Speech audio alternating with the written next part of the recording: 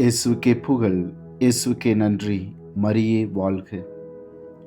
அன்பார்ந்தவர்களே, ஆண்டவருக்கு நன்றி கூறுவோம். இந்த நாள் முழுவதும் அவருடைய இறை பிரசன்னம் நம்மை வழிநடத்தும்படியாக ஒப்புக்கொடுத்து நாம் மன்றாடுவோம். இன்று சிறப்பாக திருமண தடைகள் உள்ளவர்களுக்காக அன்னை மரியாளின் பரிந்துரை வழியாக ஒப்புக்கொடுத்து நாம் மன்றாடுவோம். அருள் நிறைந்த மரியே வாழ்க, ஆண்டவர் உம்முடனே, பெண்களுக்குள் ஆசி பெற்றவள் நீரே, உம்முடைய திரு வயிற்றின் கனியாகிய இயேசுவும் ஆசி பெற்றவரே.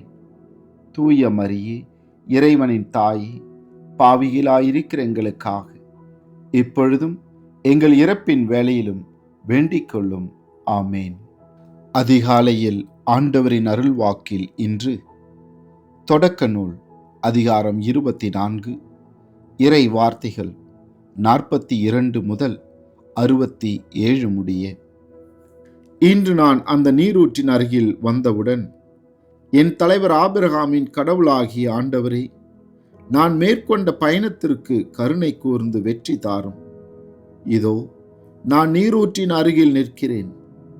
தண்ணீர் எடுக்க வரும் இளம் பெண்ணிடம், நான் பருகும்படி உன் குடத்திலிருந்து எனக்கு கொஞ்சம் தண்ணீர் தா என்று கேட்க, அவள் குடியுங்கள், மேலும் உங்கள் ஒட்டகங்களுக்கும் தண்ணீர் இறைத்து ஊற்றுவேன் என்று சொல்வாளாயின், அவளே என் தலைவரின் மகனுக்கு ஆண்டவரால் தேர்ந்தெடுக்கப்பட்டவள் ஆவாள் என்று என் மனதிற்குள் சொல்லி முடிக்கும் முன்பே, இதோ ரெபேக்கா தமது தோள் மேல் குடத்தை வைத்து கொண்டு வந்தாள்.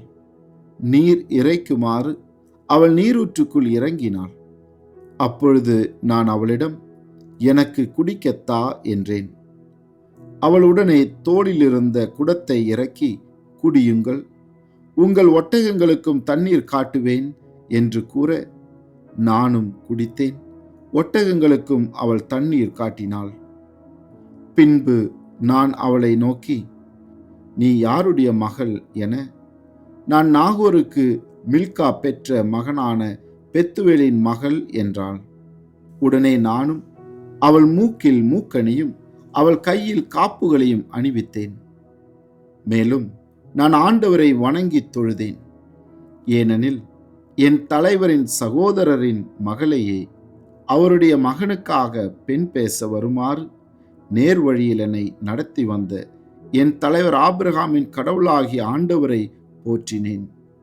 இப்பொழுது நீர் என் தலைவருக்கு அன்பும் நம்பிக்கையும் காட்டுவீரா இல்லையா என்று எனக்கு தெரிவியும். அதற்கேற்ப வளமோ இடமோ எங்காகிலும் திரும்பிச் செல்வேன் என்றார். அதற்கு லாபானும் பெத்துவேலும் மறுமொழியாக, இச்செயல் ஆண்டவரால் நிகழ்ந்துள்ளது. நாங்கள் உம்மிடம் இதற்கு சாதகமாகவோ பாதகமாகவோ ஒன்றும் சொல்லக்கூடாது. இதோ ரெபேக்கா உன் முன் இருக்கிறாள். ஆண்டவர் சொன்னபடியே அவள் உன் தலைவருடைய மகனுக்கு மனைவியாகும்படி அவளை அழைத்து கொண்டு போங்கள் என்றார்.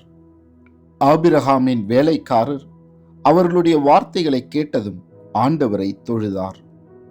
பிறகு அவர் பொன் வெள்ளி நகைகளையும் ஆடைகளையும் எடுத்து ரெபேக்காவுக்கு கொடுத்தார். அவர் சகோதரருக்கும் தாய்க்கும் விலை உயர்ந்த அன்பளிப்புகளையும் கொடுத்தார். பின்பு அவரும் அவரோடு இருந்தவர்களும் உண்டு குடித்து அங்கு இரவை கழித்தார்கள். அவர்கள் மறுநாள் காலை எழுந்ததும் அவர், என் தலைவரிடம் போக விடை தாருங்கள் என்றார். ரெபேக்காவின் சகோதரனும் தாயும் அவரை நோக்கி, பெண் 10 நாள்களேனும் எங்களோடு இருக்கட்டும், அதன் பின் புறப்பட்டு போகலாம் என்று மறுமொழி கூறினர். ஆனால் அவர் அவர்களிடம், என்னை நீங்கள் தாமதப்படுத்தாதீர்கள். ஆண்டவரின் பயணத்திற்கு வெற்றியை தந்திருக்கின்றார். என் தலைவரிடம் செல்லும்படி விடை கொடுங்கள் என்றார். அதற்கு அவர்கள் பெண்ணை அழைத்து அவள் விருப்பத்தை கேட்போம் என்றனர். அப்படியே ரெபேக்காவை அழைத்து, இவரோடு போகிறாயா என்று அவரை கேட்டனர். அவரும் போகிறேன் என்றார். எனவே அவர்கள் தங்கள் சகோதரி ரெபேக்காவையும் அவர் தாதியையும் ஆபிரகாமின் வேலைக்காரரையும் அவரை சேர்ந்தவர்களையும் அனுப்பி வைத்தனர். அப்பொழுது அவர்கள் ரெபேக்காவுக்கு ஆசி வழங்கி அவளை நோக்கி, என் சகோதரியே, ஆயிரம் ஆயிரமாக நீ பெருகுவாய். உன் வழிமரபினர் தங்கள் பகைவரின் நகர்களை உரிமையாக்கிக் கொள்வார்களாக என்றனர்.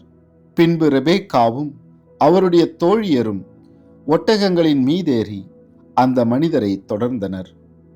அந்த வேலைக்காரர் அவரை அழைத்து கொண்டு போனார். இதற்கிடையில் பெயர்லகாய் ரோய் என்ற இடத்திலிருந்து ஈசாக்கு புறப்பட்டு நெகேபு பகுதியில் வாழ்ந்து வந்தார். மாலையில் வெளியே வயல்புறம் சென்றபோது அவர் கண்களை உயர்த்தி பார்த்தபோது ஒட்டகங்கள் வருவதைக் கண்டார். ரெபேக்காவும் கண்களை உயர்த்தி ஈசாக்கை பார்த்தார். உடனே அவர் ஒட்டகத்தை விட்டு இறங்கினார். அவர் அந்த வேலைக்காரரிடம், வயலில் நம்மை சந்திக்க வந்து கொண்டிருக்கும் அவர் யார் என்று கேட்டார். அவ்வேலைக்காரரும், அவர்தாம் என் தலைவர் என்றார்.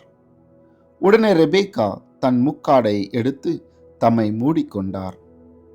அப்பொழுது அவ்வேலைக்காரர் ஈசாக்கிடம் தாம் செய்தது அனைத்தையும் பற்றி கூறினார். ஈசாக்கு தம் தாயார் சாராவின் கூடாரத்திற்குள் ரெபேக்காவை அழைத்து சென்று மணந்து கொண்டார். அவரும் ஈசாக்கிற்கு மனைவியானார். அவர் ரெபேக்கா மீது அன்பு வைத்திருந்தார். இவ்வாறு தம் தாயின் மறைவுக்கு பிறகு ஈசாக்கு ஆறுதல் அடைந்தார். இது ஆண்டவரின் அருள்வாக்கு. இறைவா, உமக்கு நன்றி. மன்றாடுவோமாக.